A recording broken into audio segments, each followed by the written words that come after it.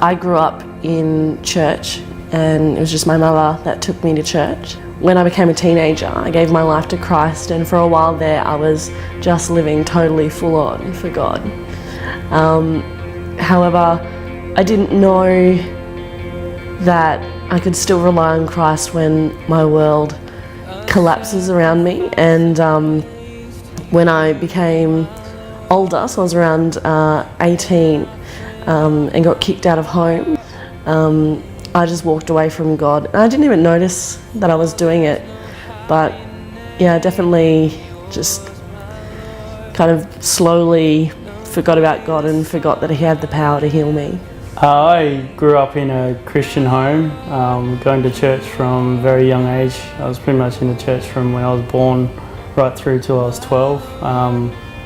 I started to walk away from God when I was about 11 or 12. I was being abused physically, emotionally and sexually right from the age of about 8 through to 12, 13. So I turned away from God, and I was very angry with God because I thought, how could He let that happen to me? So when I became a Christian at 18, I found out that God's love for me was to heal me totally of this abuse. For me, coming back to God was a bit of a slow process as well. He had to really kick me up the butt a few times. But then when I finally decided, no, enough's enough, I'm gonna resubmit my life to Christ. I have just found the favour on my life and the joy and the peace that He's given me. The verse that says, I know the plans that I have for you, declares the Lord, plans to give you a hope and a future. I wrote that on my mirror and read it every single day, and soon it just became such a reality to me that God has plans better than any of my plans, and that I just have to suck it up and get on with God's plans and not think that mine are anywhere near as good as His. So when I was 18, I came back to God through some friends. They brought me along to Southside Christian Renewal Centre, as it was called back in those days. God actually just grew me totally in the 9 years that I was here through just encouraging me to be a faithful man of God and to actually be involved with people and to actually be friendly to people.